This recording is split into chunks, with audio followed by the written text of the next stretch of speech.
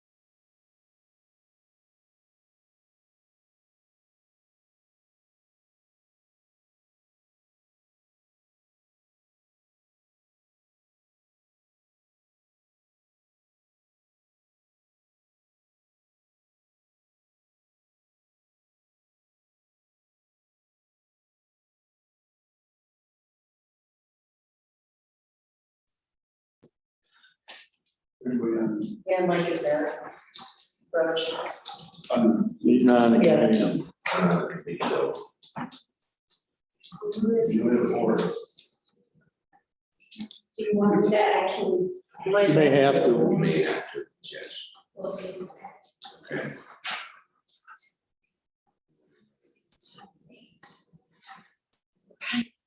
Ryan is the next official. All right, good afternoon. We call the meeting of the planning committee for the month of June.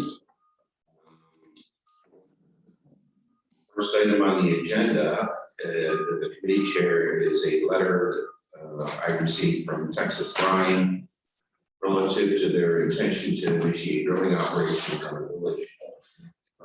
Wyoming brine field, brine wells 159, 160, and 161. And it's customary when they're starting to commence drilling operations that we send a letter to the town informing us of such. So, this is already an existing solution mining district overlay. So it's just wells that are being drilled in their existing solution over district overlay. I know that we have a referral to the planning board in the county for expansion of that solution mining district further south on Saltvale, corner of it's not the drainage. Trying to remember the road that goes up there. Texas Brine owns purchased some property there with the intention of expanding their mine field. So after considerable discussion within our town planning committee, we decided we would submit a referral to the county planning board for their review. It's like 3 inches thick. So because there's a couple of other requests in there. One, they want to expand the amount of tonnage that they can remove from the existing wells from 100 to 150,000 tons. And then there's requested there for the village of Wyoming to create a brine field within the village limits. So you'll have the opportunity to review those at planning next month. Okay, that's just an FYI. All right, next is the planning department reports updates. So, James, if you're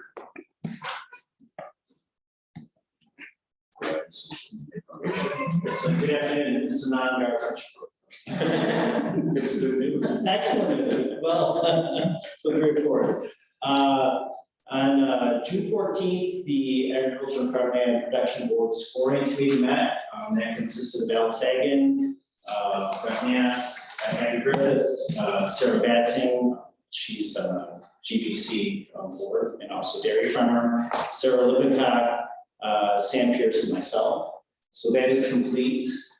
We also put in an application that would help cover for some of the survey costs for these applicants, because one of the required upfront costs is that you have your land surveyed. If you get the grants, great, because you're reimbursed, but if you don't, that could be a considerable cost. So GBC's put in for that. Joan did an amazing job with outreach with farmers, but one of the things I'd like to improve for the next round is to work with some of our smaller farmers and help them complete the application, particularly with the narrative questions. There's one farm that I think if we tweaked a little bit, we could have raised some money. So that's going to be a goal for next year. The farmer housing, we will have our final public hearing on the 22nd. We'll be submitting that to HCR on the 24th. They didn't like that we didn't have postings on our website, and they 7 days and 6 days between the meeting, actual meeting, and publication. So we're just going to do that. So you guys are on that, right? Oh, it's done. You were working with the community action, Yes, because it seemed like the landscape was continually changing. it is, it's been really, this has been, it was so easy, it was hard. So it was very open-ended, and then when we would get details, like, no, you can't do that, we have to do this. And in the end, you almost go boilerplate if you were developing low-income housing from the inner cities and trying to replicate that in a rural area, which isn't more. So it has been very challenging. They're gonna, if we get that, we've earned every penny. Some of, even the potential farmers, after a while, if I had to go through some hurdles, it's just not worth my time. So again, it's something I met with Lenny Skrill from HCR Buffalo. And some of the concerns I had is for some of our more rural communities, we need to fine tune programming that works. You know, you can't take a one size fits all. And he's very open and actually wants to work with us in the future. This is federal funding? Federal, yes. Okay. Well, this is from the state, so it's federal money funneled through homes and community. Broadband, right now, the state of New York is diligently trying to get a state plan in place by July 7th. That's one of the many steps they need to go through to secure the infrastructure broadband funding. Once that is in place, rules and formulas in DC will be calculated. At the earliest, New York State won't see any money until wintertime. Counties by the earliest would be in 2024. So it is pretty drawn out. The $1 billion, government proposed $1 billion Connect All, there's supposed to be a $300 million bucket for broadband planning. They're behind on that. That was supposed to have been released, or the grants are supposed to be released in May. They're still working on those applications. The head of the broadband office has left his position, so they're kind of rudderless right now. ESD has told me that will be most likely be available sometime in August. And that's going to be critical for us to secure broadband funding. That does go to the pipeline. I've been working with Marty Melton of Hunt Engineering. There is a USDA Reconnect grant that's going to be coming up in September. And we're looking at possibly doing a joint application with Livingston County. So that is actually great news. Yesterday I attended as a guest for the Southern Tier 8, which is the Genesee Finger Lakes Plan version of the Genesee Finger Lakes Planning Council. And they had a broadband conference. And it was really sobering just with the money that's just kind of stuck.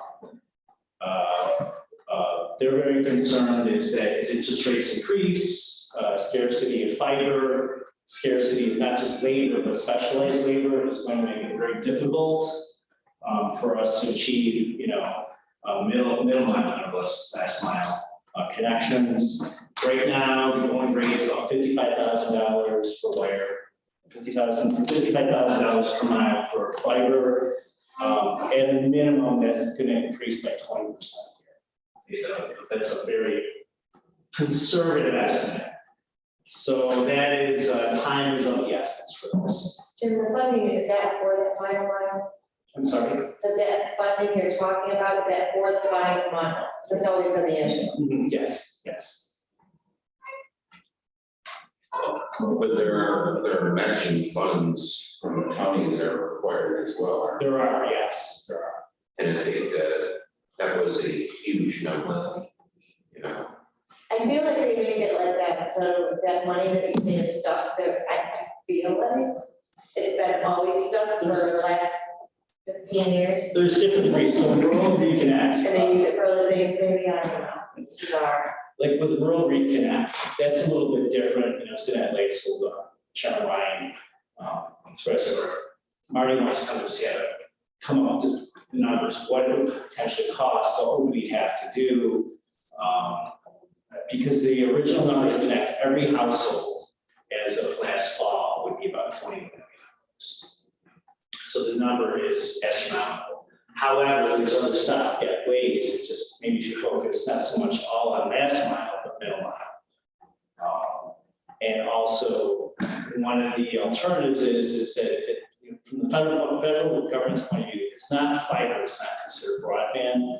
But in areas such as ours, you use wireless, you use low orbiting, satellites. And the state is becoming a little more open to that. It's like a stopgap, just because the cost, it's scary. So that's where we're going with broadband. So hopefully we'll be in a better spot in the next couple of months on that. And then finally on garbage, Trying to interrupt you on the broadband. So the cost of the county was gonna be $21 million. that would be, Right. that's just a hard, Right. not sure that Would there be a chance for individual towns doing this themselves? absolutely, yes, yes. Got money. I know you got it. That's a good chunk of our money. So that's one thing I was thinking about doing. It's been going back and forth, and I'll arrange a meeting with Mario Moulton, like he's the architect for light athletics, guys, he knows this stuff. And just to told him like we're different than if we were Monroe or Erie or even Niagara counties, we just don't have the resources to fill. And so we've been crunching and trying to be as strategic as possible, like what would be to just leave some the ball. We spend the investment is significant. It's significant, and it's only going to rise. Sure. That's for really high-speed internet. Yes. I mean, That'd be 100 out of 100. yeah, because my house got hit, well, the house didn't, but we got hit by lightning 2 weeks ago. And it blew out my modem for my DSL. Frontier came and replaced it. He says he hooked me up to a newer connection and almost doubled my speed. And he says, if you need more speed, you can always upgrade. Which, I'd never been told that I could upgrade to higher speeds through Frontier. So some of it's out there, and maybe people have got the opportunity, if they want to pay, to get a higher speed through DSL, but, I mean, it's not gonna be 100. Sure. But He was talking 25. well, one of the things too with the Connect All that was government for, they're still working that out. So it passed the budget.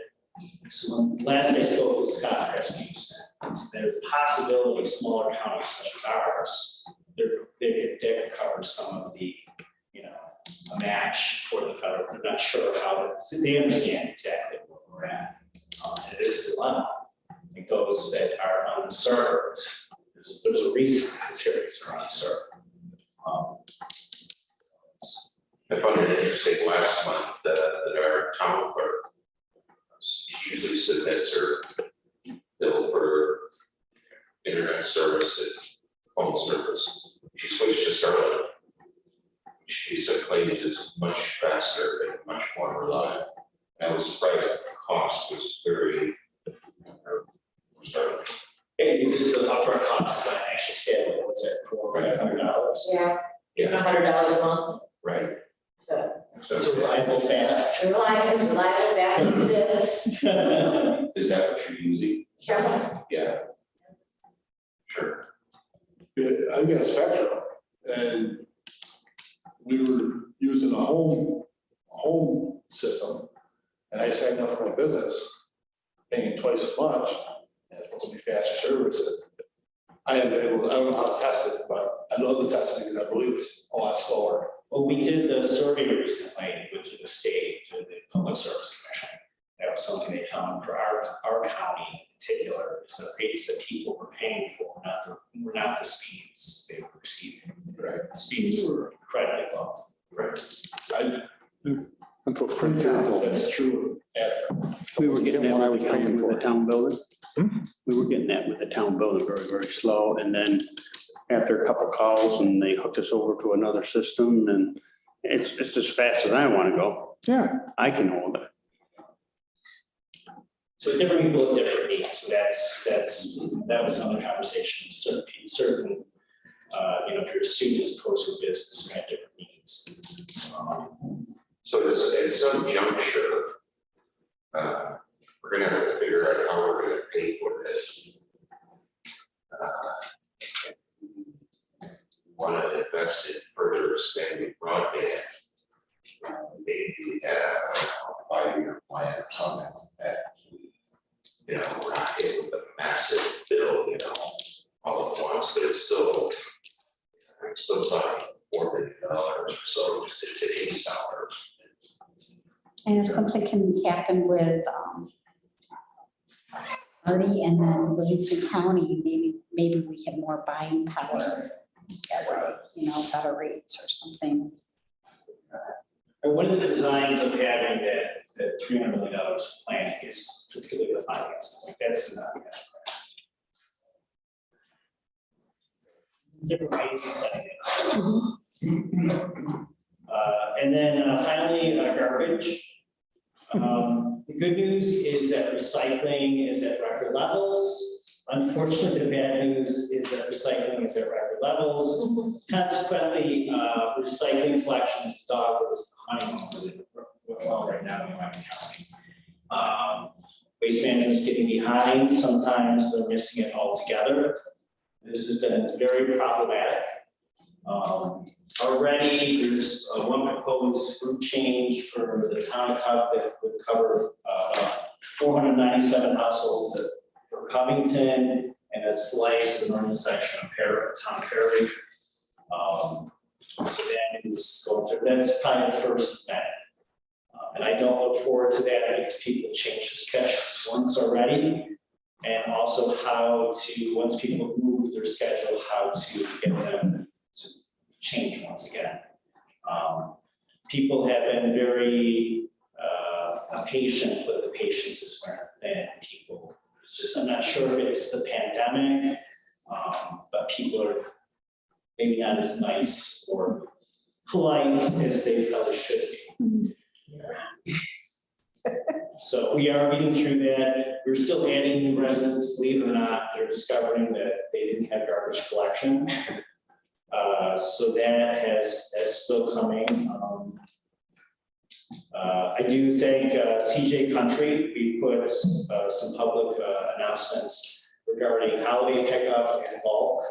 And I'll try to do that at the end of the month just to help people get into a routine. Waste management can send a mailing all they want. Most people apply throw them out, they won't read it. I've asked Pat to kind of do a better job with some of our outreach and education for residents. Still, what is being recycled, a lot of it is still contaminated. People are getting overzealous, particularly with plastics. Sure. So that's where we are with that. So we're still at least one of the 9 separate groups of health. We sure are. It's just, it's odd. So someone who will have had 4 weeks of missed garbage, they're very calm and collected. And then someone who didn't get what they missed recycling by 5 minutes is absolutely great. It's been tough. It's been very, very tough. So I would assume that the volume of the calls is diminished. the volume's going down, but the intensity of the response is higher. So we're having to kind of fine tune, figure out what's going on. Also, we're entering a phase of just, these are plastic totes, probably don't have the highest, the highest quality totes to begin with. Wheels are falling off, there's problems with that. That is, we are working with, trying to get nailed down a date with Devin, Lou, and the town and village highway superintendents, so that Pat, he made a point to that, he has to have a close relationship with all of our highway guys, because they're going to be playing, they're working at their playground meetings now, particularly when I want to plan now, not a week before you have snowstorm. Sure. So. And it's a waste management credit, the guys are working hard, it's just, they made a lot of miscalculations for volume. So getting trucks here, they're filling up faster than expected, how to get back and forth. And Wyoming County is not an easy place for garbage collection people. And I have confirmed our rate is the lowest around. Do we have rates for next year? But we should be getting that probably I think in the fall, because they do it by the sewer water index. But it was adding to the consumer price index. There's a special sewer water waste index of the CPI. Yeah, it's in the contract. Okay, So I expect that number is, it hasn't come down. Well, I'm sorry, I was looking at Janice thinking it's a multi-year contract, so Yeah, we have 3 years left. I'm trying to think of what the language states. Can you give me an estimate? whether. I'm giving that to you. That's great. Right. Just for budget purposes. Yeah. Yes. I don't know. Yeah. Again. I suspect it's probably 8%. If I could, and you're probably aware of this, that the highway superintendents meet with Devin once a month, I think it is. I'm not sure of the date of that, but that would be the time to get together. That's data I thought so, I thought so. Just making sure. Well, and just by accident, a few of the highway guys, they've gotten hold of me because of their own personal issues with garbage, and I've connected them. So one of the funny things about being in a small county is that my cell phone number, the 2 degrees of separation, people who got my number, they've been very good about that. But Not me. I'm not done yet. Step up here. I received my letter yesterday, your date. There's a lot of people in town haven't seen a letter like that. And they're changing the date effective the 11th of July. Oh, my goodness. I've asked them too, one of the things is to pack Katie behind, like starting this week, and attach a fluorescent flyer to the tow, hey, notice. And Pat said he would be working on that. And that's one of my frustrations. Pat's really good about fixing things after the fact. Let's be proactive. Correct. And I feel like a toothless dog. It's I have- just as frustrated as you are. I I have, wanted to put things on the radio, I wanted to put things in the penny saver. He said that he advised against this, and that would be cost more in the future. I have a group that on Old State Road that are all on Facebook, and they remind each other, this is recycling week, put your garbage out tonight, on and on. And none of them have received a letter yet. As of this morning, when So your date is changing yes, we're going from a Wednesday pickup to a Monday pickup. Monday in August. Effective July 11th, which I thought he was gonna extend it out a little ways, but the 11th is fine with me.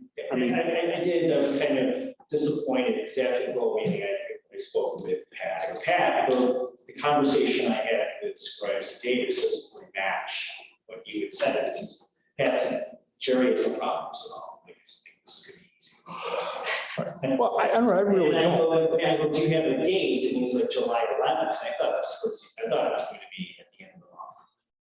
To get I thought a little bit more time for everybody to find out about it. I'm fine with it, because they're gonna be complaining to you anyway, so It sure will.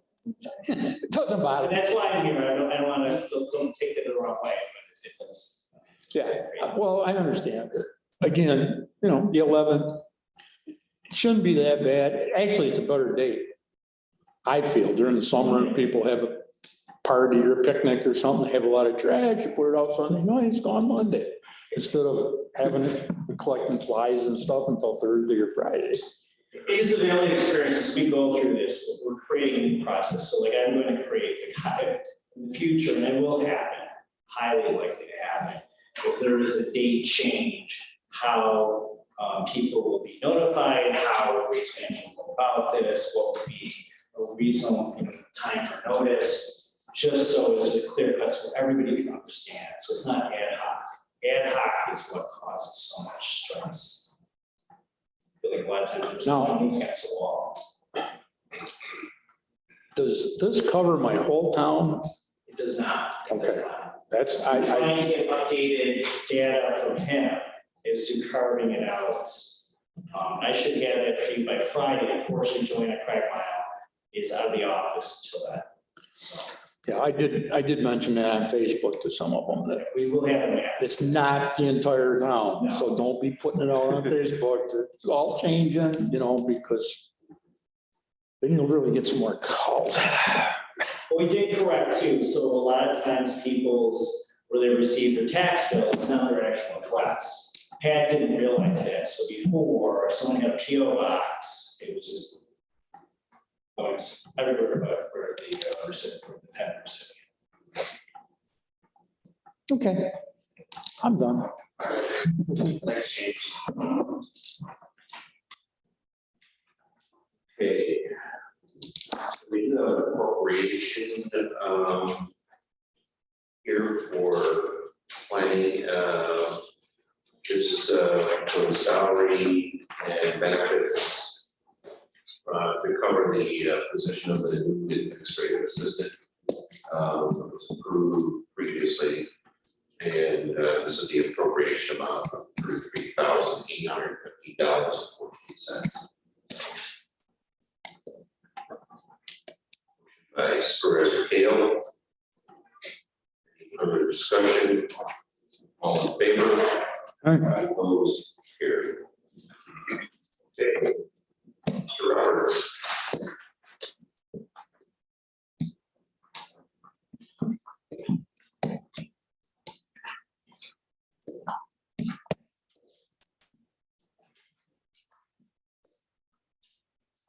Your monthly report, which is the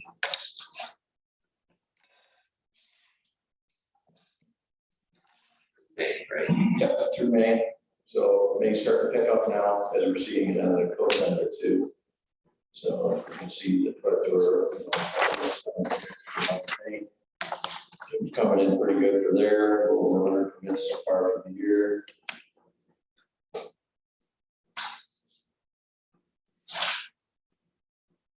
So we had our first second quarter payment into.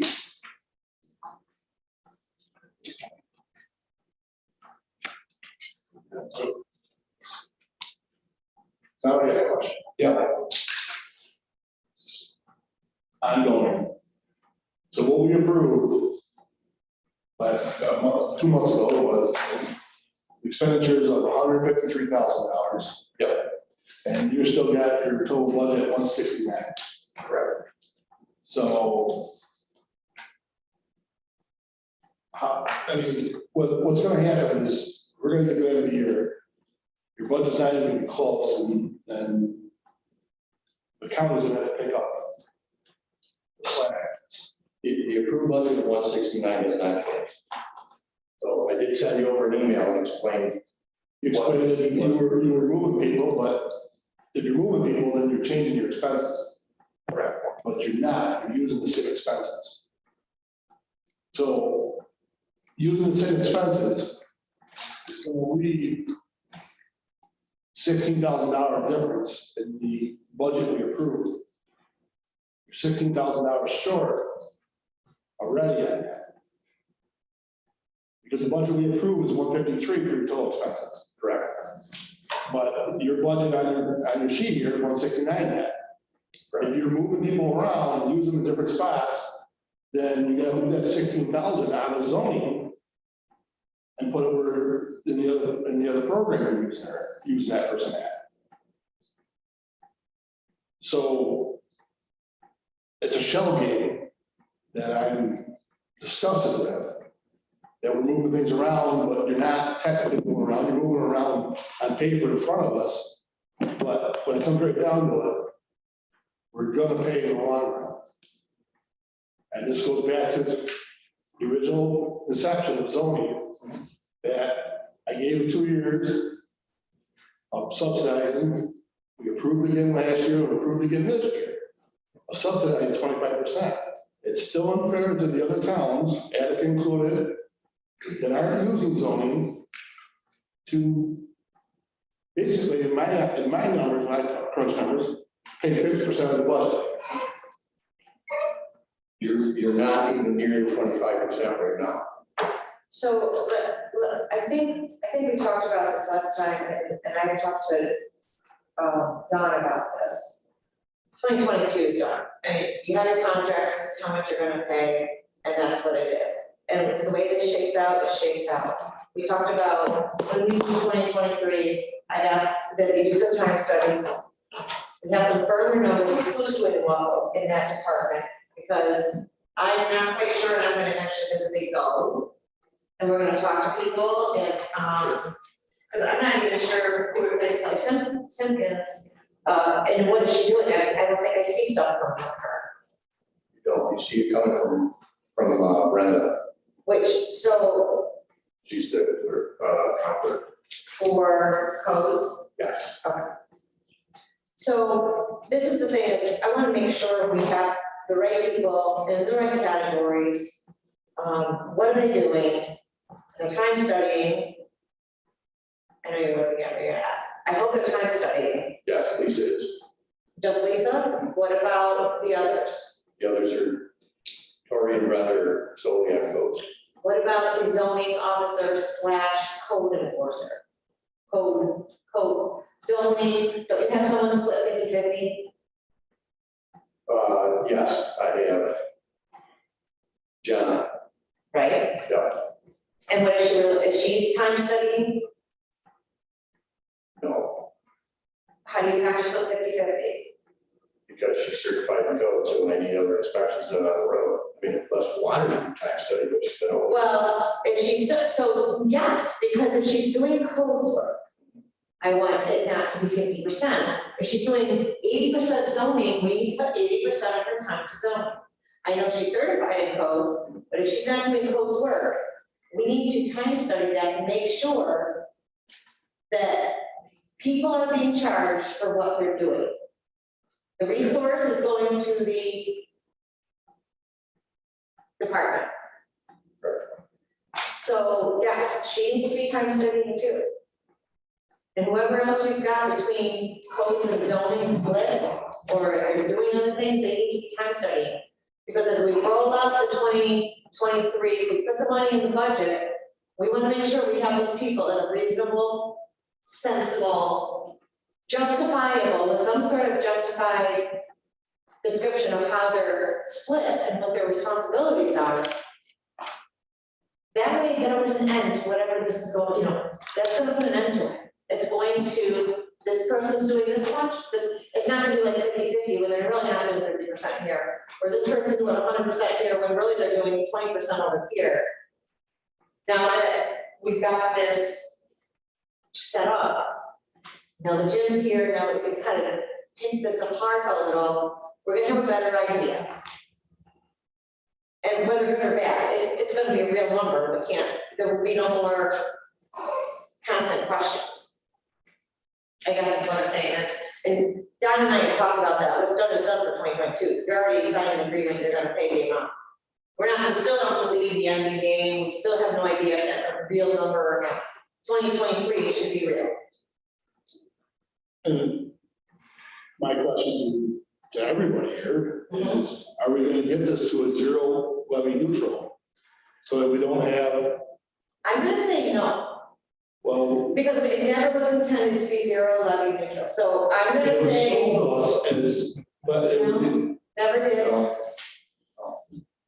I think there was some basic assumptions there, Brian, that There were assumptions, I spoke out right from the beginning and said, if I'm not paying for it, if I'm not using it, I'm not paying for it. And I wish I had tape recorders of that I swear to God, they came out of your mouth, Don, give me a couple of years, get the program rolling, get it, work the bugs out, and get it to a zero levy neutral.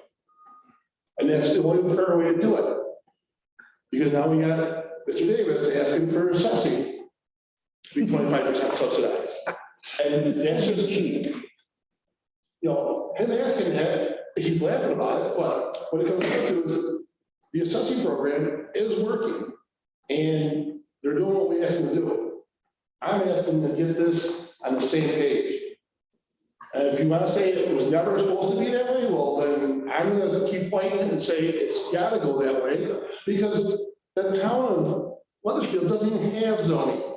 It's not fair to taxpayers to pay for other people's services. So let me ask you a question, hypothetically, if we had full participation, all of the towns in terms of zoning, would it reach a level where it could be levy neutral? Sure, if you had full No. participation, It would not. it would not, okay. I think, so the way Don was proposing this rollout.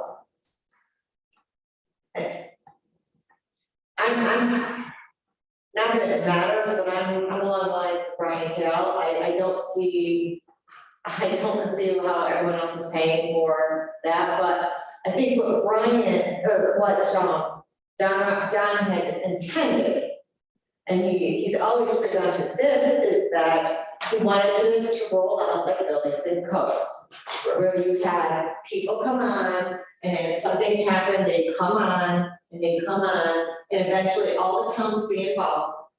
And it would just be county levy, just like we have county levy for building codes. You would support it as a county levy. The program is gonna be a big town zoning thing and a small town zoning, you know, you had like an a la carte of different sample zoning laws, right? Help me out if I'm not. No, that's what I remember too. I'm recalling the way this was gonna roll out. So, no, there was always gonna be a levy, but it was gonna be split across the whole county and everyone was gonna use it. The unfortunate thing is, codes is New York State codes, zoning is town zoning, you make your own laws, I mean, I'm sure there's, We've got, but basically, yes, but it's your law. they're two different things. So, Yeah, yes and no. So New York State code mandated by the state.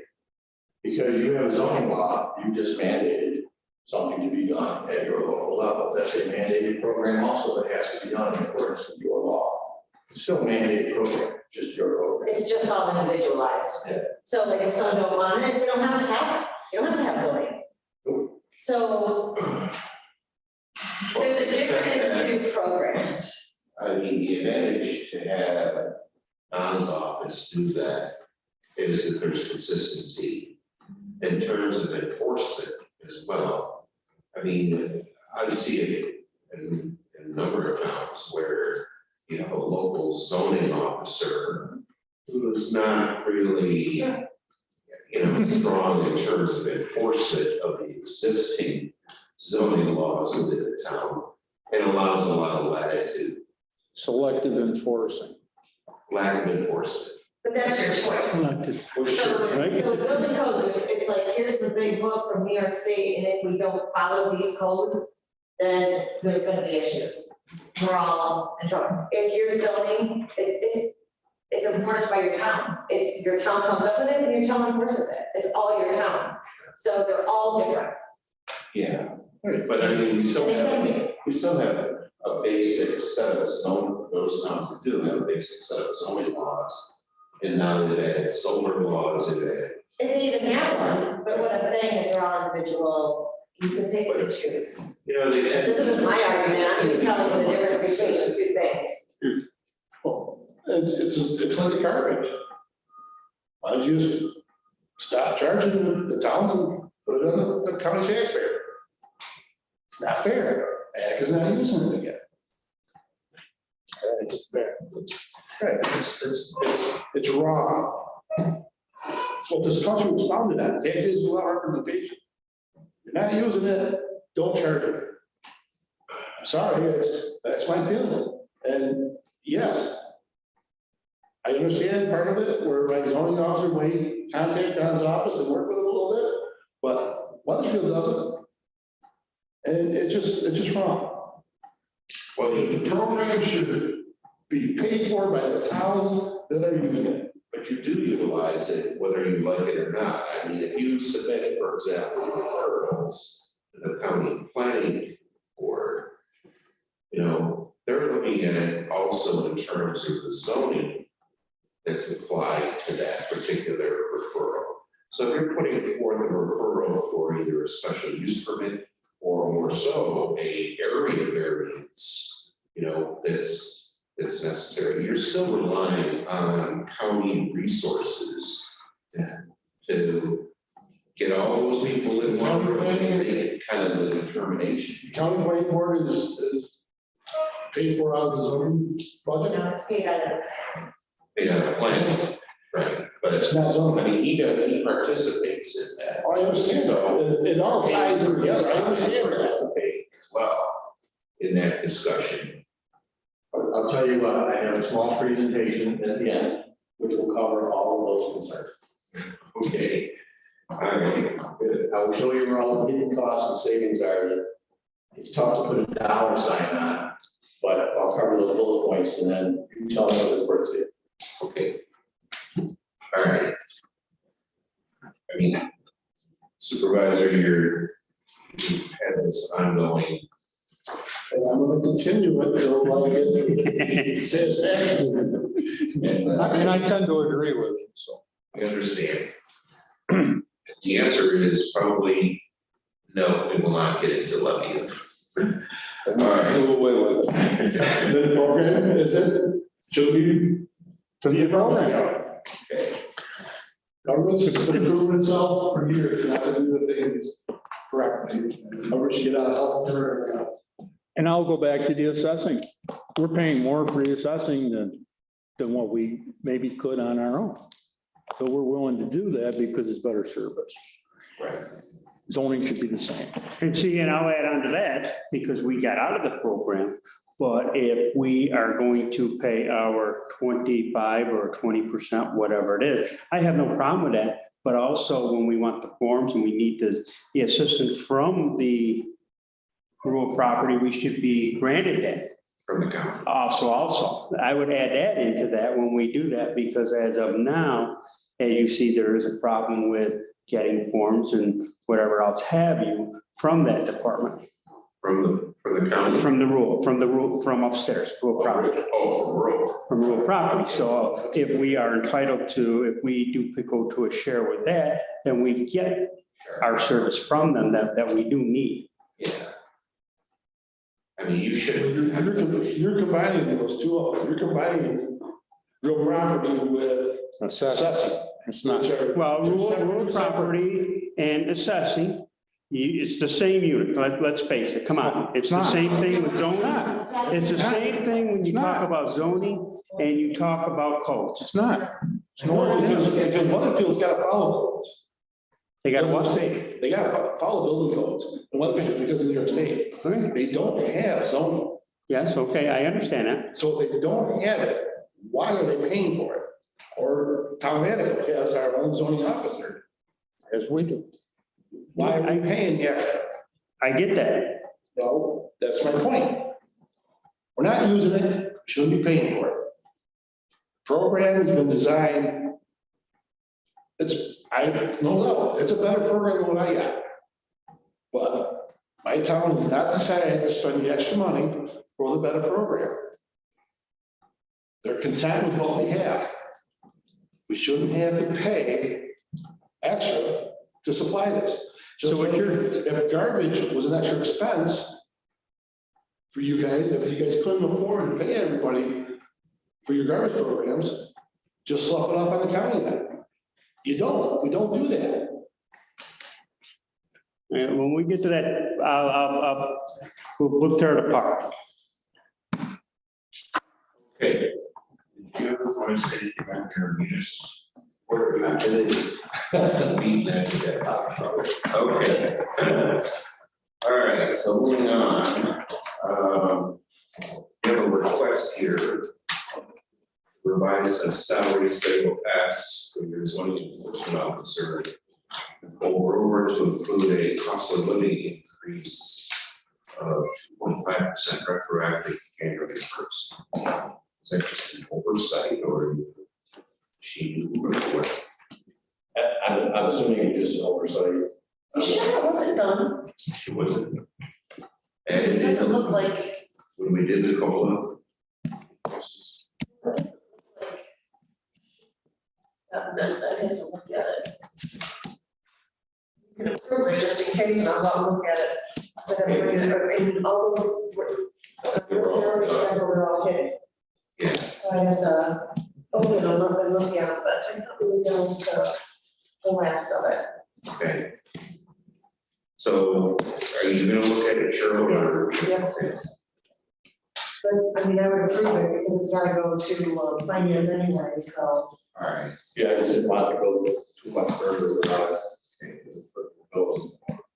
someone care to have a motion to approve the COLA increase for the COLA? Okay, Supervisor Ranger. Further discussion? All in favor? Opposed, carried. Okay, next is, this is the presentation that you wanted to talk about zoning consolidation, completed consolidation grant. Yeah. And I assume we have a guest here. I do, I want to go ahead and join you fairly, because you're with me. Not for all. Are we gonna do a? Yeah, I'll step over. Right.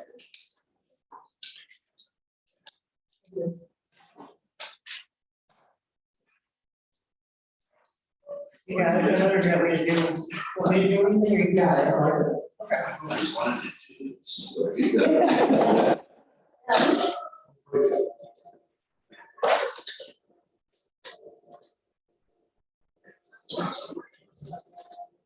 Yeah.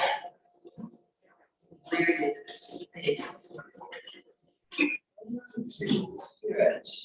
There it is. Lights. Yeah. Yeah. All right.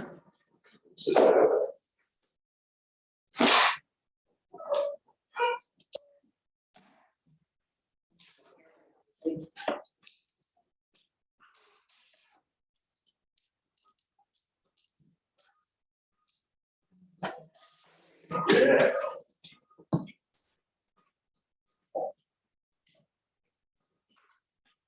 Well, I just today did a brief presentation on a little bit of where we've been, kind of how we got here, and pointing out some of the benefits that are really what I call the hidden costs of the program that a lot of times are very difficult to put a number on. As I go down through these, I'll give you some examples of what I'm talking about. We are putting together an actual step-by-step how-to guide to do this, because at some point in time, as we are getting other interest from other areas of the state on how to do this, we're just trying to be helpful and providing, path of travel on how we do it. So we're kind of setting the bar.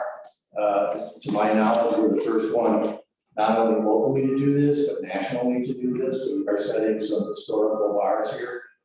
So just some of the important parts I wanted to point out as we get through here.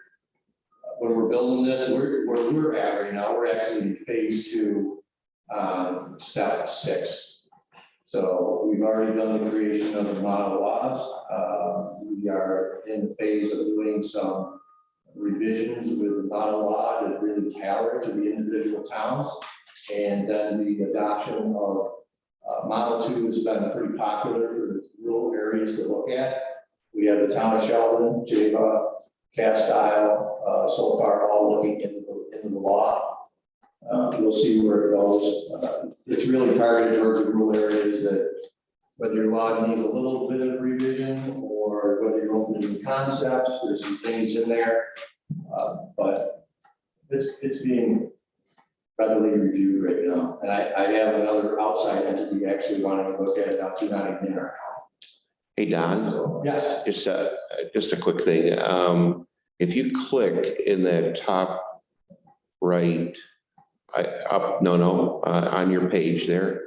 Yeah, there you go. Now you can expand that to, Yep. all right. So as we get down into some of the areas, I thought a little bit of the demographic data, just the population.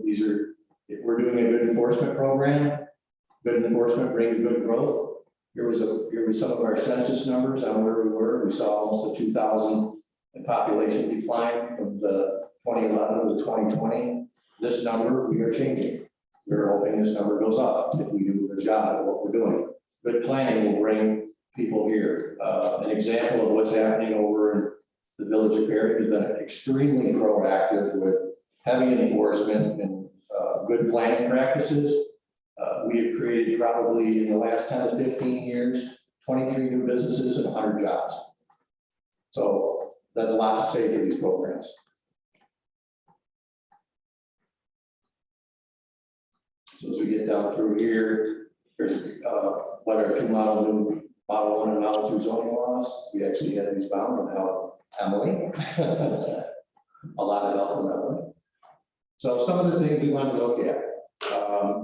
I got a couple of things highlighted here. These are some big ones on our list. So if you go down through the big ticket items, I'm going to show you something that I probably haven't had given you guys any knowledge of what's been going on with things like databasing. Well, know that you guys have NEMIS, right? So our department has to have a database for what we do also.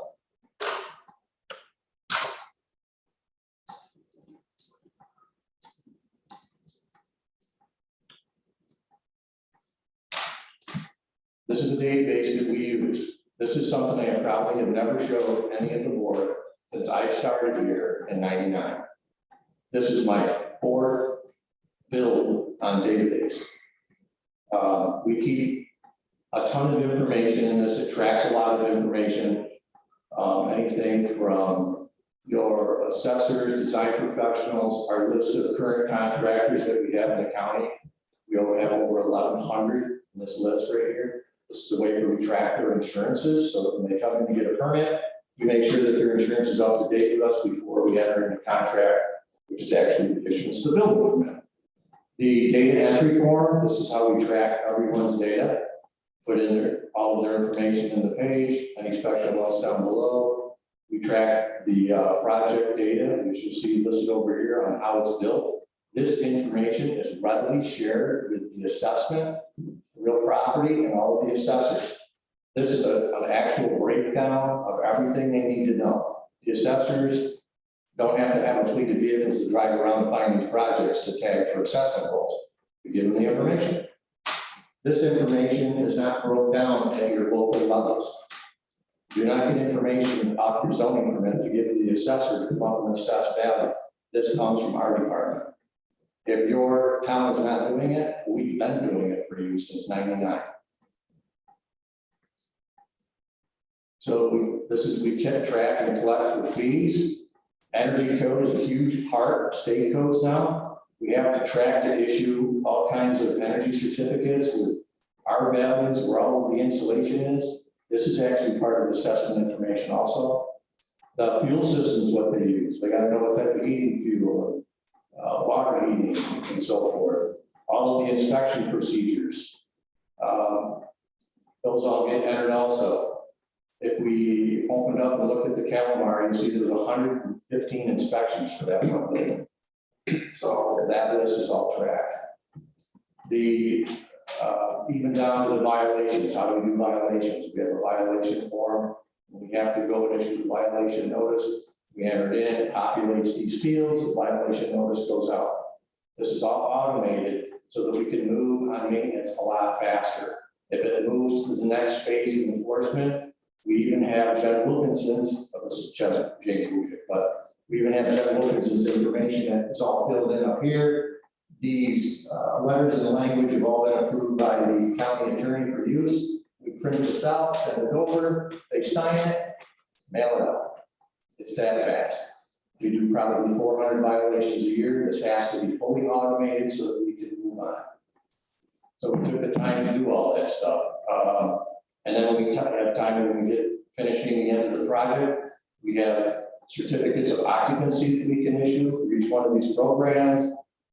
Tenancy of those, requested certificates, operational permits, which goes along with all of our fire safety inspections now. This is all automated, and even the occupant load postings, which you'll see in churches, bars, wherever there's assembly space. So this gives them where we have to post the maximum allowable people allowed in the building. So the database is a super critical way to track information, sort out data, share that with what we call our parallel agencies so that we can get, you know, all of those assessed values, maintain property values, all on the same playing field. This is not easily done at a local level. You have to have that networking, is a huge part of moving stuff to a higher level of government. The networking is super critical. So databasing. So I'll go over a little bit about what happens on some of the other ends of it too. So permit renewals, we generate reports for permit renewals and our weekly deposits too. So anything the girls are earning over there, where they want specific week deposits, what's getting deposited. They can get that information real fast.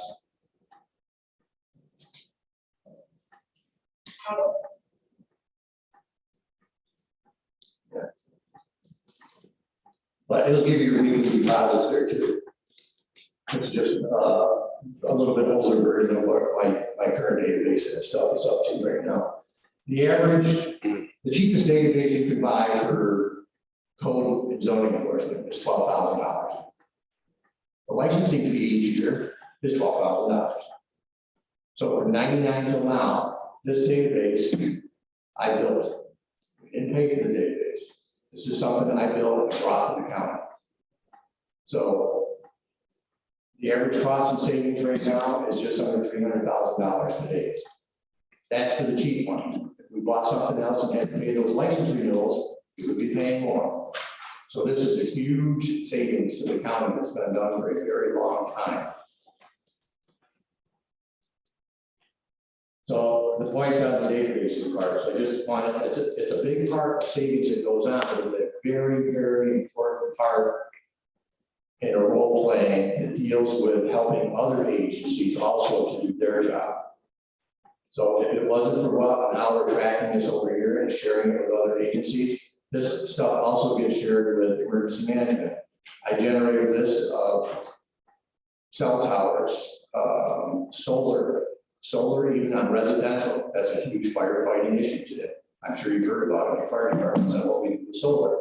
They want to know where every single solar panel is on any house, commercial building, wherever it needs to be, so then we can have our GIS coordinator, guess what? Plot it on a map, so that you can have the information that gets sent out.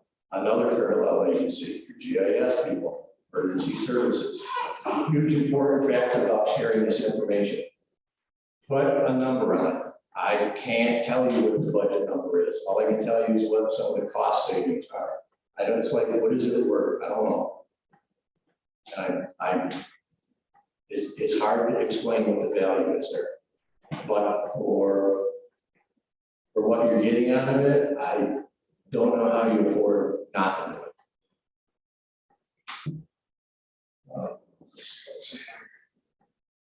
So going back to,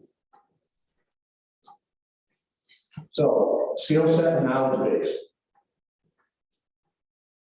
All these volumes are now being enforced. That is the collection of New York State Code. It's now 9 volumes long, and we have to enforce that. I'm going to tell you what ties into that and how this affects zoning. There is stuff happening in the building codes that affects zoning. For the towns that you don't do, be careful. This little chart in the residential code is one of many examples of where the skill set and knowledge base has changed dramatically.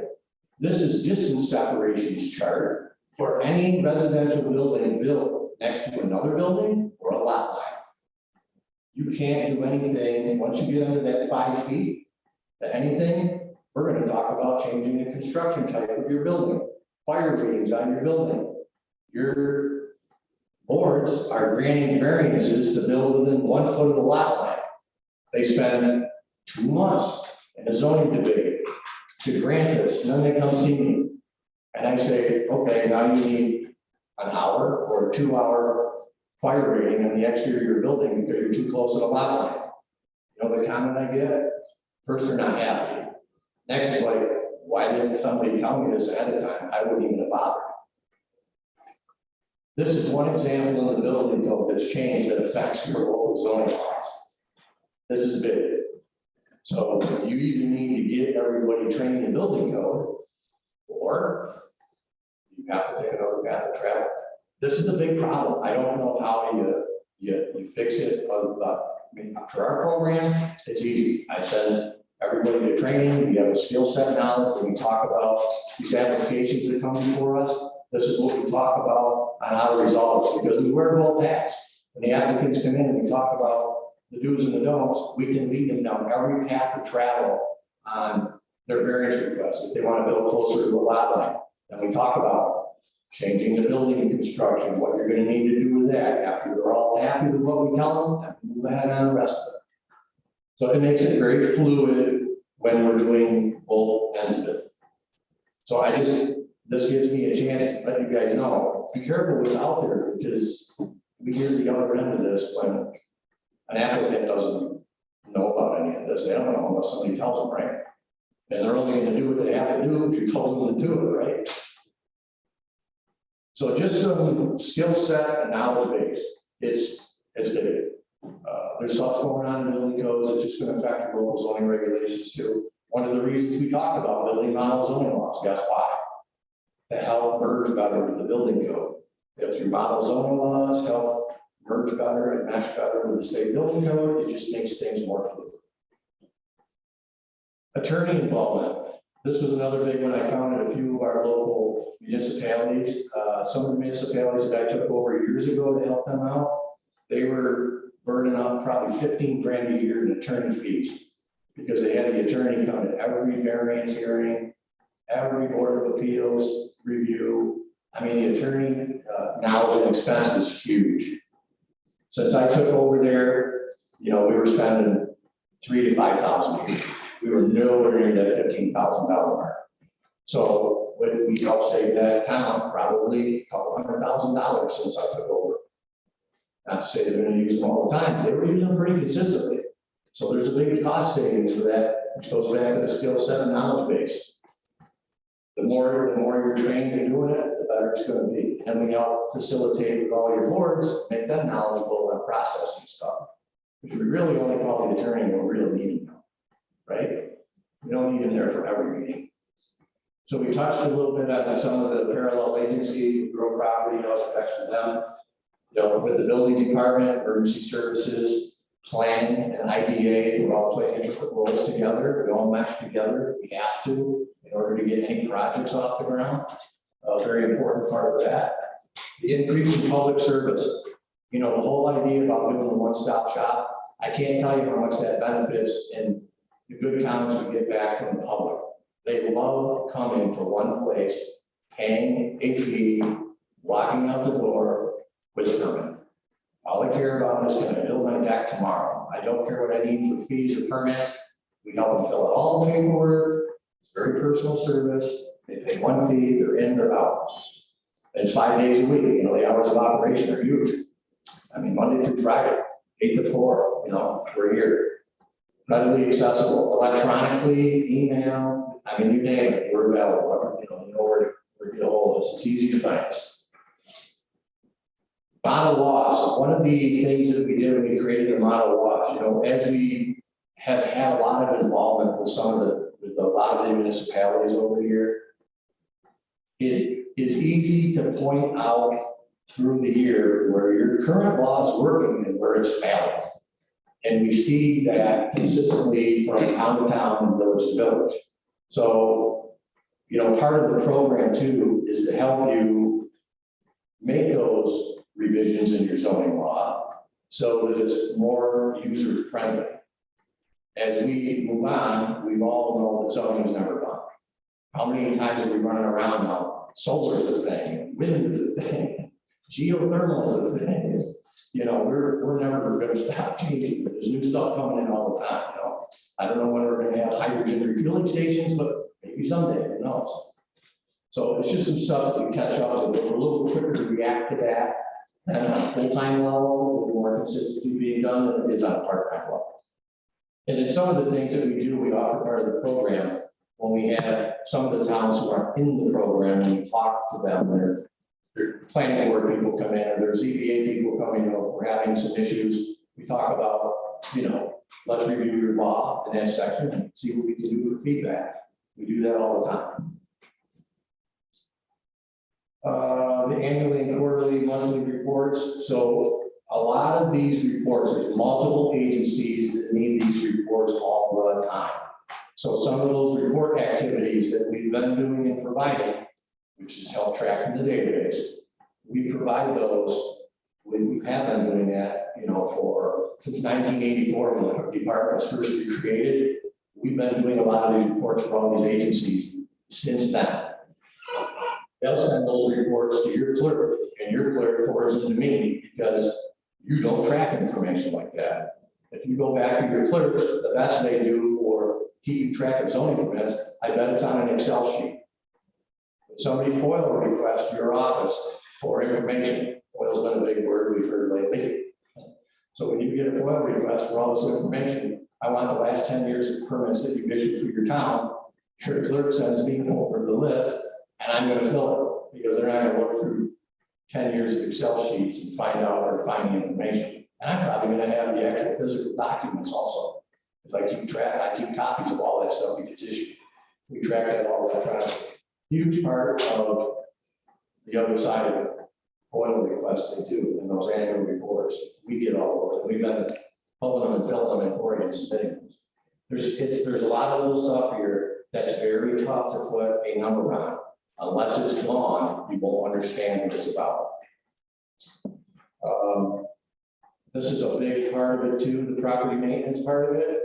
And the task force, we mesh very closely with building codes to try to get this done. A lot of it can be handled through your local land use regulation. So half of the violations that get done are all handled through your local land use regulation. If somebody has 10 junk cars, yeah, it does fall under New York State Property Maintenance Code, but it also falls under your local land use regulation. Junkyard, can't do it without a permit, right? So there's another way to tackle it.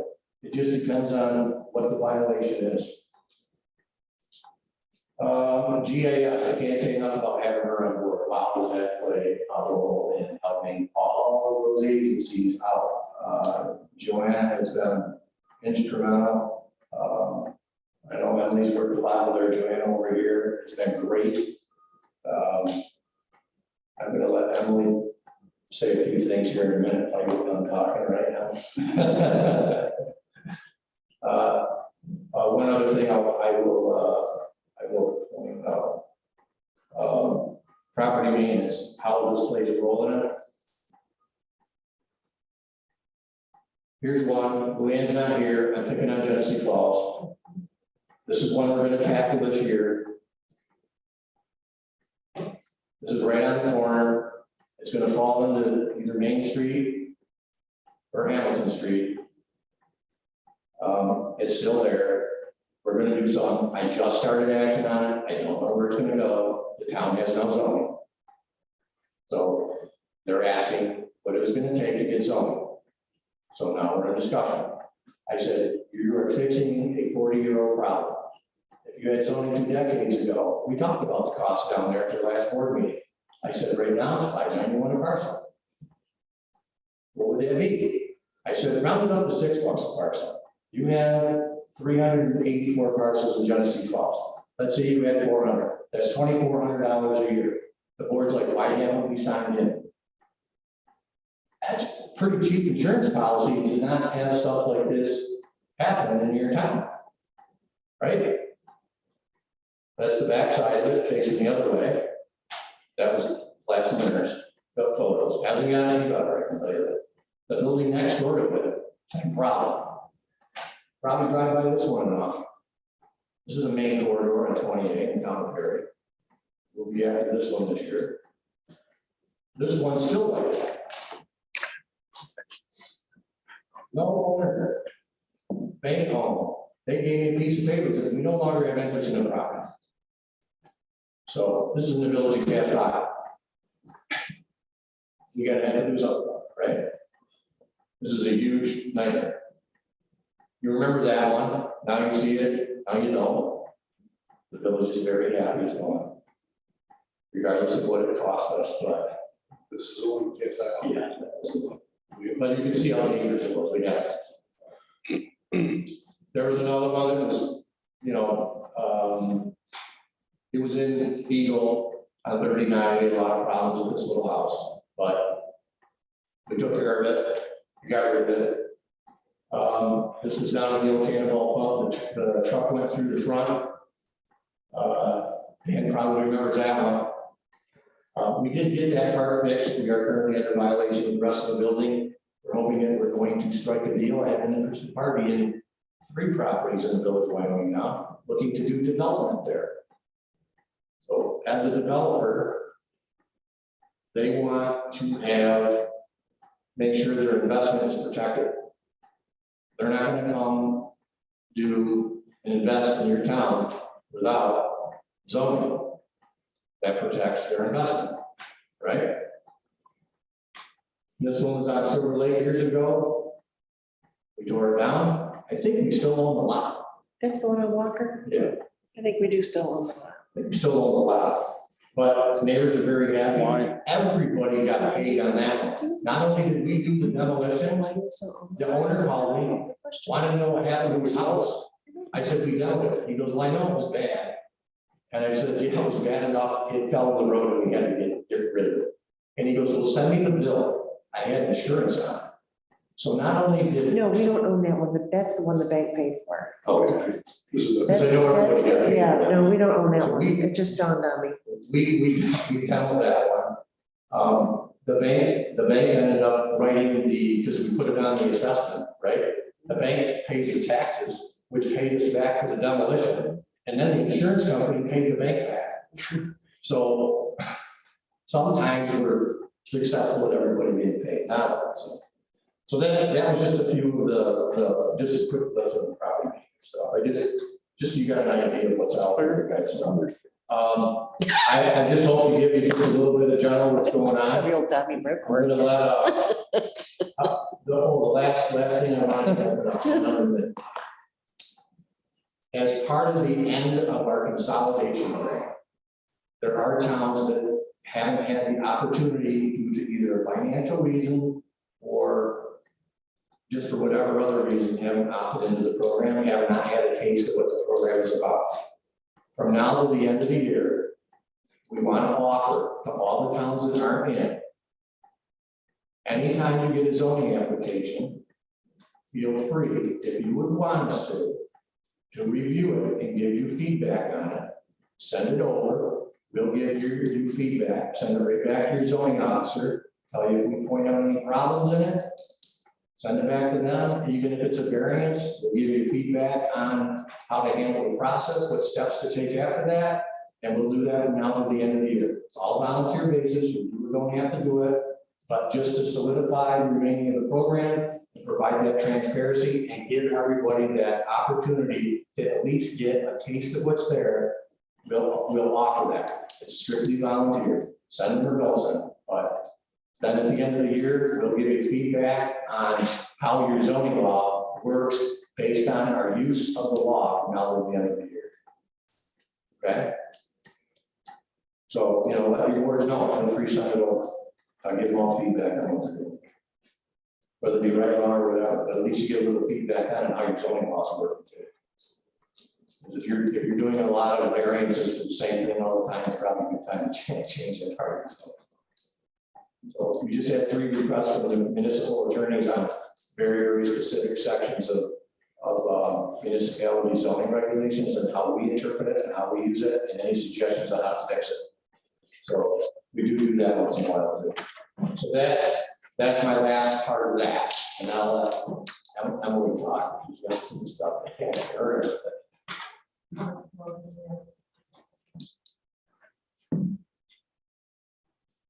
I'm Emily Royce with Genesee Finger Lakes Regional Planning Council. I helped Roberts with this project. One of the main roles that we played in it was doing the research for the model zoning laws. And we pulled a lot of the briefs for that from municipalities in your county. So we're not taking some other municipal zoning laws and saying, here, it'll be a good fit for you. We were using what was already working and just trying to improve on that and fill some of the holes, update it, get it present to what's currently going on and applicable for the region in your county. So that was a big part of the thing. We also took all of the zoning maps for each of the villages and towns in Wyoming County and digitized them so that Joanne can now use them, update them. They can reference them for various projects instead of a paper copy from 1994. Those were really fun to digitize. I actually enjoyed working on those. Those were the two key places that we supported the county in making this program successful as an opportunity to every town in the county. There are other counties in our region and outside that have contacted Don, they've contacted us, they're watching what's going on. Some are actively investigating whether this is going to be a good fit for their counties, and others are starting to investigate what would this take, what would it look like to transpose it onto their counties. So there's an interest at the county level in how this benefits each town and the counties as a whole, because it brings in that one-stop shop. I mean, I'll just repeat everything Don said. It creates a consistency for residents and developers and anybody that needs to come to the zoning department. There's consistency because you have that wealth of knowledge, you have that the hours of operation, and that alone is quite a perk. And then to have people there that are like, oh, I caught this one thing in your application, or let me talk to this other department down the hall. That creates a lot of trust in the department because they're giving you the best service that you can get, and they're catching all the things that as a developer or a homeowner, you're not going to necessarily see because you're doing it once or twice. So that's something that some of the other counties in the region are looking at and watching what's going on to see, will this work for them as well? Because it's also hard to get replacement zoning officers and replacement code officers and finding people to fill those roles in a capacity that does that. Justice is job. Yes, justice to the job and justice to the community, so that's my 2 cents. Yeah, thank you for coming down. You were a big help. I thank you for all your time on this too. I look forward to moving forward with you guys in the future. Absolutely, and we're here to support. It's a good thing. I mean, it's, I know there's a lot behind it. I know that we talk a lot about cost, and I unfortunately, there's a lot of stuff that's going on here in the past that's very difficult to put a number on. But the benefits far outweigh the cost. If you see areas where there's good, consistent, development in this program that's moving on, it's worth its weight. You cannot put just a number on it. It's not that easy. You just have to understand the part of the program. And, I wish it was cheap for everybody and free. It's just, it's not. But there's a lot behind it that goes on, and you can see where cost savings are on what I've explained. What's it worth, from there on out? I mean, just the cost of the attorney's fees, the database, and how you track information we provide to keep your assessment goals with, which comes from this higher level of government. Because of that networking, easily shared with the county, with all of the assessors in the county. That stuff gets done quarterly, sometimes weekly. If I get a call from the assessor and she says, can you send that over right now? I got a couple of projects that are, I really need to know where they're at.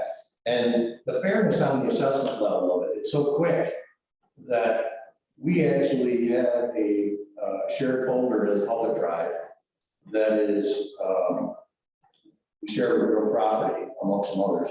So, and we update that every CFO that gets issued in real time, so that they know when to move that property, who may have been working on a building project for 2 or 3 years, they know when to run that to 100% assessment, because now the CFO is issued.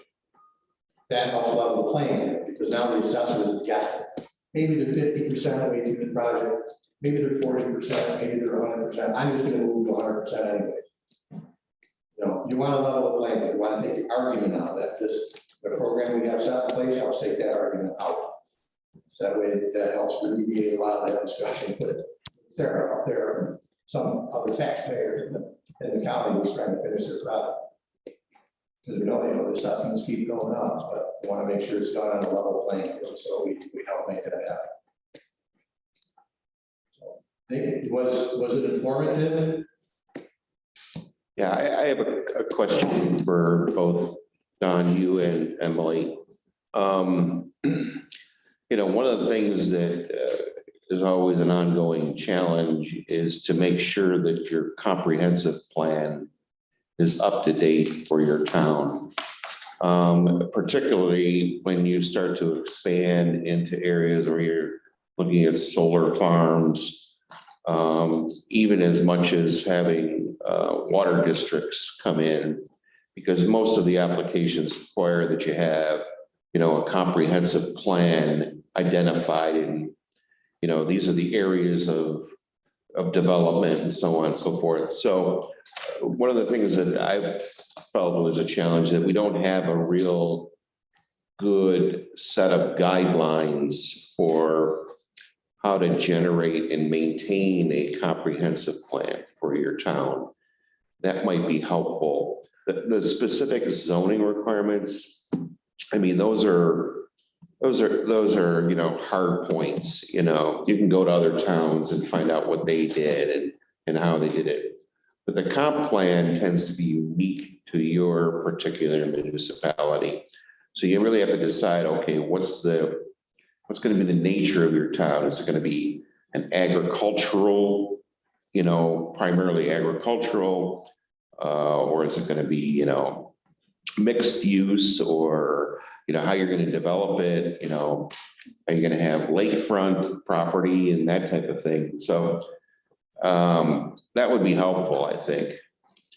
And I don't know if the Finger Lakes Planning Council has any information on how to make sure that we maintain those comp plans, you know.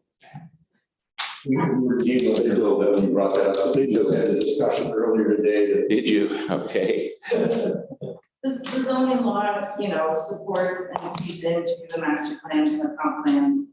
So there is a relationship obviously between those. And zoning laws, as you mentioned earlier, Don, it's a living document. So when solar farms are coming up, when water districts are established, it needs to grow with that. So we recommend that you update your comp plans. We're happy to support in any way that we can at the Finger Lakes Regional Planning Council that endeavor, and to help steer you and guide you and connect you, or even facilitate as needed, as appropriate. So Sure. yeah, we don't have a guidebook on how to do a comp plan, But I think it would be appropriate that, you know, if you're updating your master plan or your comp plan, you know, at least once every 5 years or so, you know, that you're revisiting it and say, hey, does this still fit? yeah, and so when each town in the village is doing that, then they have the connection, they can have the connection to the full-time staff and experts at the county level to help with the zoning as that supports the comprehensive. Sure.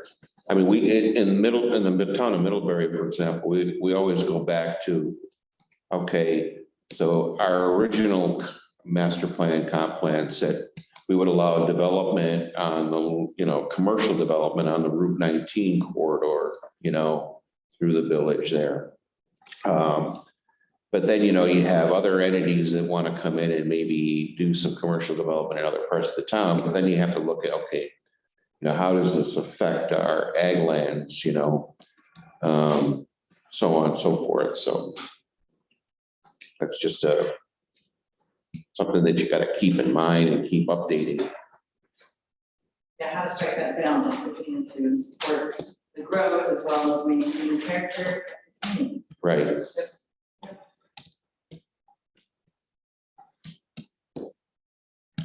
Okay, so that's about it for my short presentation on that for today. I don't want to take up too much of your time. Do you think it's benefit that I go over this with, full board at some point, I can? Not trying to be a naysayer, but there's a lot of holes to this. And I was thinking out loud, because you said you've been working on this program for 10 years. You're putting all that from this. Yeah. You only been doing the zoning for 3 years. It seems, yes, you incorporated zoning into it, but this database has been going on for a long time. And yes, probably should have been done prior to that. I mean, the database is a great idea. But to throw this database in as a zoning project, I'm not on board at that. And I'm just going on my experience here. Zoning, you say how you catch it over and over. I've had issues with zoning in other towns. My example was Sheldon, when I was looking at a gas station up there. You guys took it down a long road for a year on a variance that I couldn't get because the zoning law wasn't allowing it. But it took a proponent against it to bring that to light a year after my project I was trying to work on the project. So human error, it's human error. I'm not trying to say you guys are doing it, but everybody makes mistakes, and you guys included. And it's the point of, I have an issue with zoning being paid for by the county. She's read about it being successful. It's been successful because the county is subsidized to the expense of taxpayers that haven't really utilized it yet. So I'm just going to say, I'm stating my opinion. I think, drawing on your name. Emily. I think that's probably one of the biggest issues, Emily, is how do you roll it in? And I know at the very onset of this, with Don, hoping that all the towns would roll in. And this is the biggest thing, I think, to get this rolling.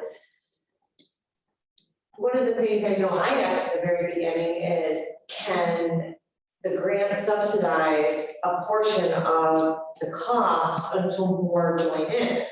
Because this is one of the big issues, is that, all right, that's great, but if you're only starting with 4 towns or 5 towns, there's a cross break with a full-time person or a part-time person, or, you have to have staff, and those 3 or 4 towns can't really afford to split the cost of that. So until, so I know in the very onset of this, I said, is there some startup cost money that we can use to subsidize year 1, 2, and 3, just to close that gap until people see the benefits and I think those who are involved in the assessing program understand the benefits. They love it. It's, and they're willing to pay a little bit more. But they're also neutral. They can do it at a neutral thing. So however this zoning comes out, I think had there been a little cushion with that dollar amount per parcel, or however you guys are gonna do it, just to kind of ease into, to get more people on, to get over that hump, to see, the expenses over the revenues to get started. And that money wasn't available to us. We were, unless no one communicated it correctly to me, that money, there was no money available to do that, where I think it's a successful program, and if you can roll it out, and maybe say there's 5, 3, 4, and this is a long program, it started 4 years ago. Okay, so, at this point, people are like, it's on, off, on, over a 5-year period, perhaps there would be, you'll look at the program and say, wow, this is great. And maybe a zoning officer in the town is gonna be like, because they're probably all, you know, I would beg to guess in their 50s. I mean, I have no idea, I'm just guessing. Just from my limited knowledge. Well, the statement of getting people to do it is true. Yeah, getting people to do it, getting, you know, kind of the same reason why we started the Water Resource Agency, it's that safety net. And the county did contribute some to that. Because that is a safety net to the towns, it's kind of the same sort of a thing. And I think that's one thing that grant is kind of missing, was something that's so unique, so new, no one else is doing it, and you've got other people looking to us to say, wow, this is pretty cool, but you know, how they do it, this is the biggest piece. And I don't know how you feel about it, but this is the biggest hurdle, is trying to get the board to, you know, trying to get that equation. It is, that's a little bit of why, you know, I wanted to bring this up. I know there's a tremendous amount of benefits. Yes, There's a ton of savings. if you're not already, but there's towns that don't even have it, so you can't. Well, No savings there. So, the towns that don't have zoning, I get it, but, you know, those towns are going to have zoning at some point. It's going to happen. Everybody's one bad product away from getting zoning. You know, Genesee Falls is there now. But sometimes, you know, so I just thinking with this grant, it's unfortunate that there wasn't that little bit to say, okay, well, we're gonna give you 20,000 to help with some of those expenses for a salary of a zoning officer or something, just to reduce that cost, so it would be netted out, so the rest of the county's not paying for 4 towns to have zoning, you know, so, and that's the biggest issue, I think, of selling this thing. Selling this idea. And having 4 years into it, if we charge the towns that are utilizing it the full cost, towns will jump out of this program. It's delicate. It's still, I mean, and that was a problem, we were discussing it. People were saying, well, if it goes up to $70, $90 a parcel, what is it now? We can't afford it. It's not in our budgets, and that's part of the issue, is that, you know. Although this is a good time because you guys do have some flexibility with your ARPA funds being spent other places, but the, you know, it's a good opportunity, good time to do that. We saw But, for 2 years, we subsidized, and now we're on our 4th year subsidizing. right, And we're still gonna get not to zero net levy. well, this year when we have a real life, you know, an accurate projection with increased fees, you increased your fees, correct? So this year, 2023, hopefully with an accurate projection. And sometimes studies, it's probably gonna, you know, your expenses are gonna go up, there might be some things that go down, and your fees going up. Even if you had to pay more per parcel for, the existing towns, I think, just like assessing, I don't know who's in here for assessing, you may find that it's worth it, because you know it's being taken care of, it's all these things Don says, it's 95, it's this, you know, you don't have the headache, it's done. But again, you know, that's something Don has to sell. And I don't know what that number is right today. I don't know what that dollar per parcel is.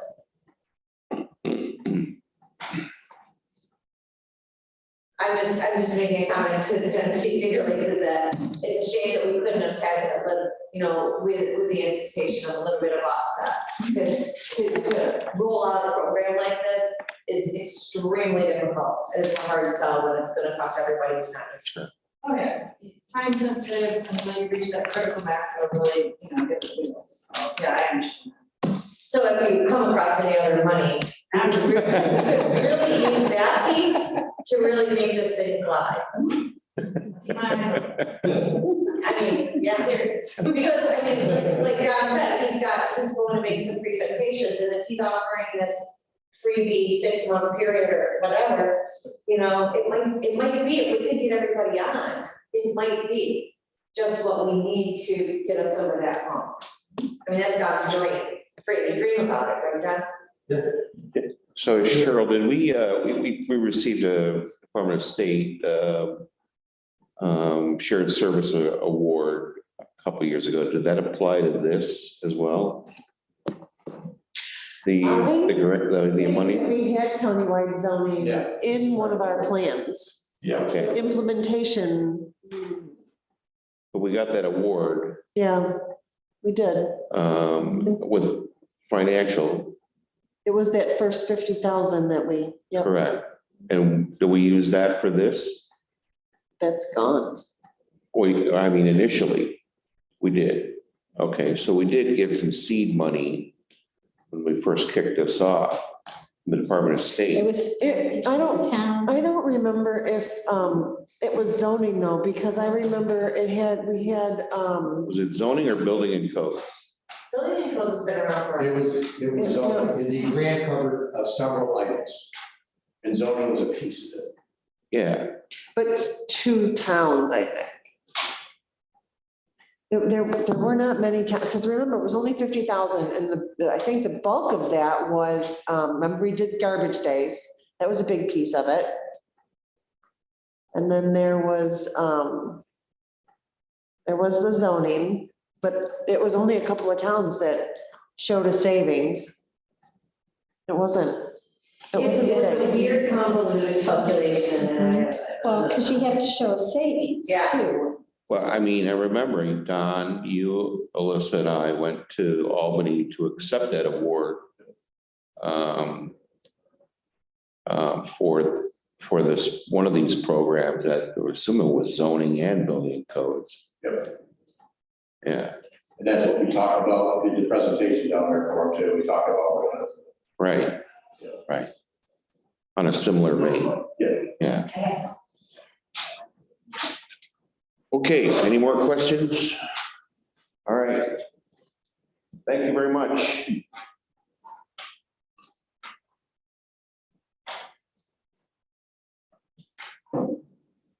Oh, thank you, Steve. I like being this. Shut the projector off, and then that other thing could be, say. Stay right here, Dan, with my. Gary's pretty entertaining today, so I thought I'd stay right here.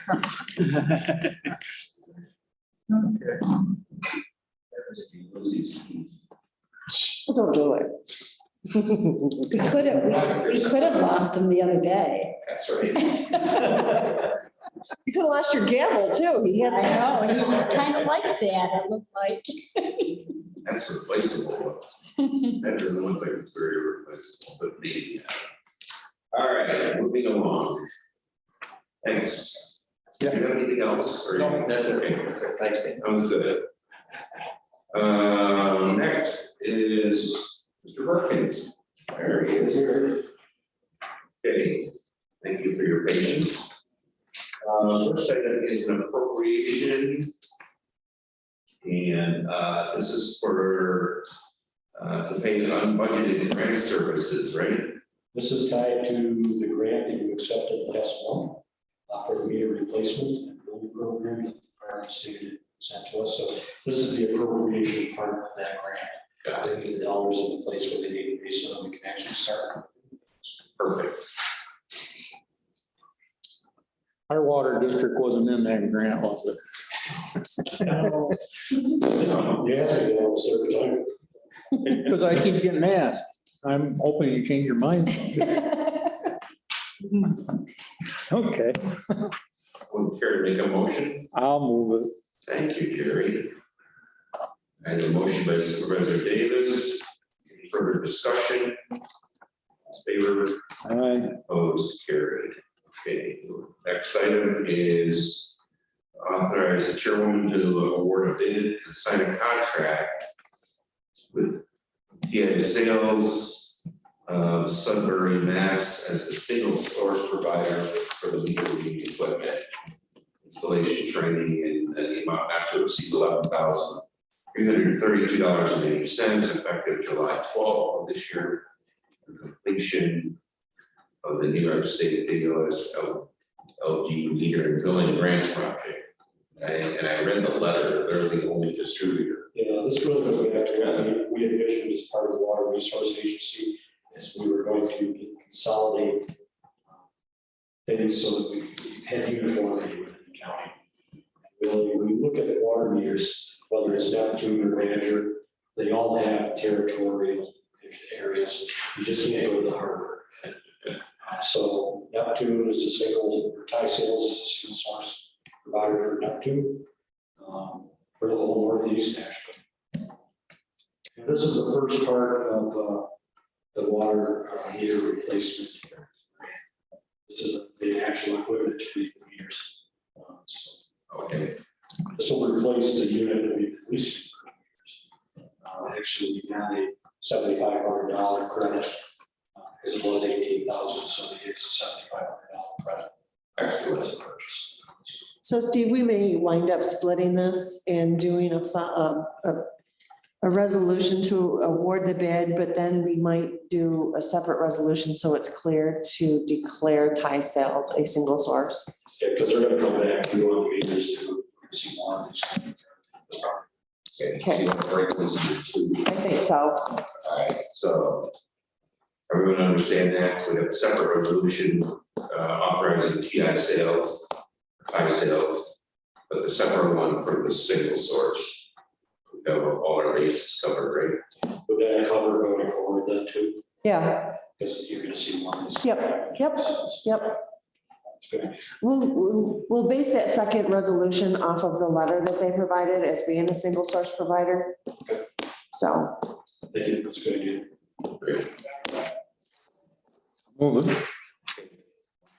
And Supervisor Davis, any further discussion? All in favor? Aye. Opposed?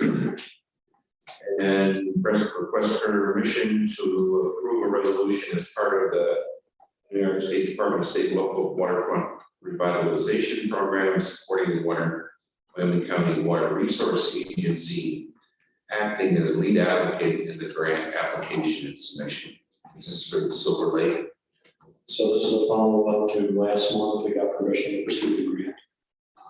As part of the grant, we'd like to see resolutions from all the participating agencies on this, county being one of them. So this is the county's portion of that resolution. do we have some template language that maybe we can? Okay, cool. Oh, did you? Thank God. The agenda that I sent that. Okay, thank you.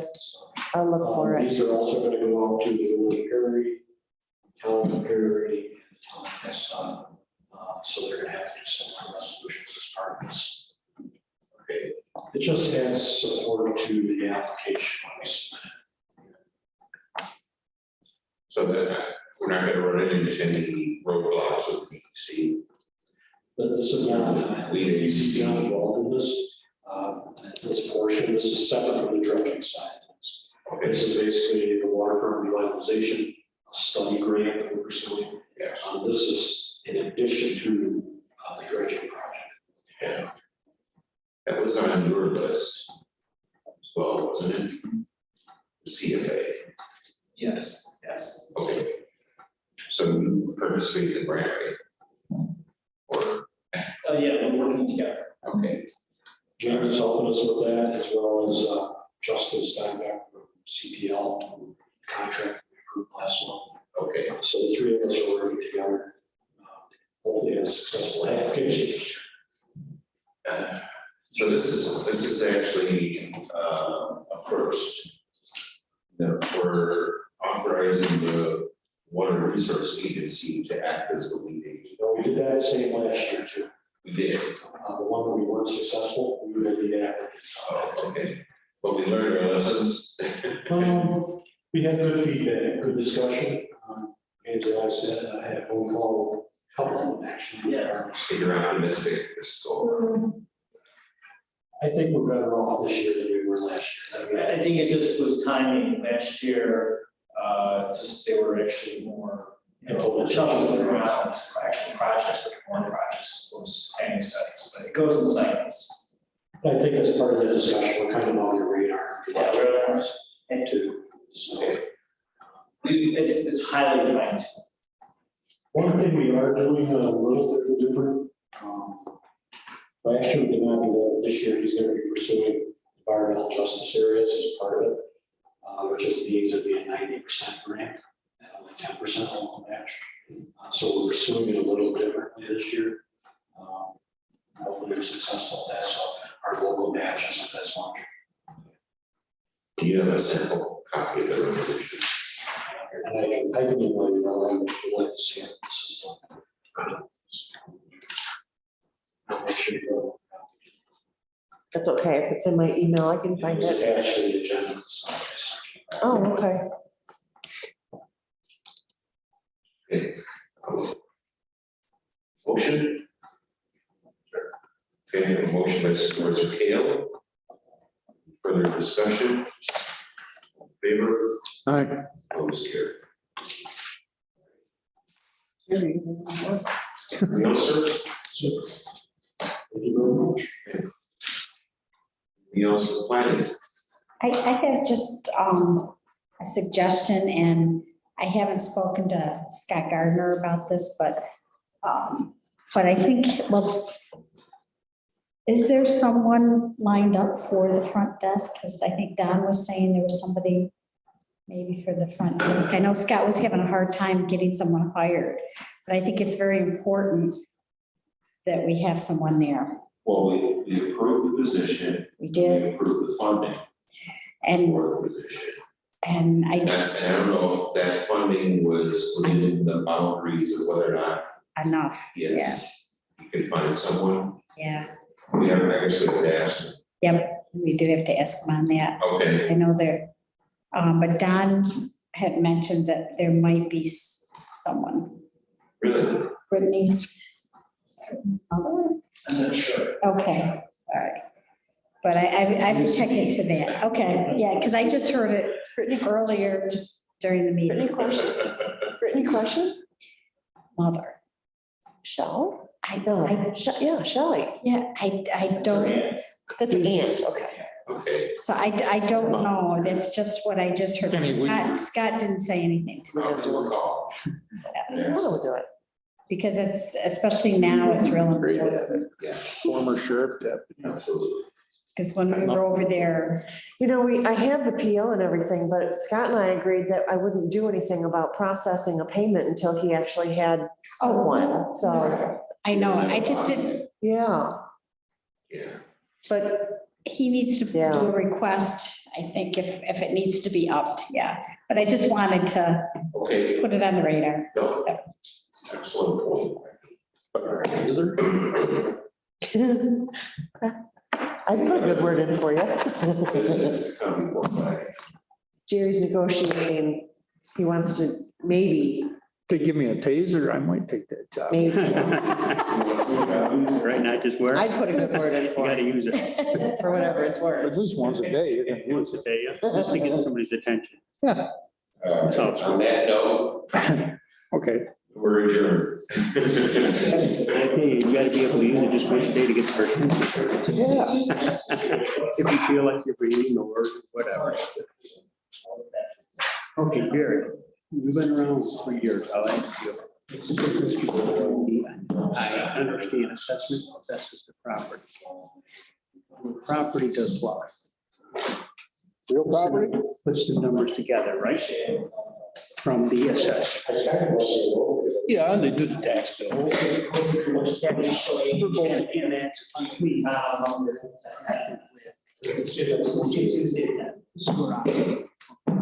It's like code, code. I'll be out of town.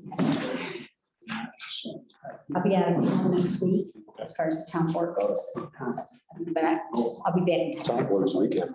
Yeah, it is. Yeah. But I know there's a lot of emails, but I don't want payments. They can. I hope so. If I came out with there. Enjoy your time out. There's just so much to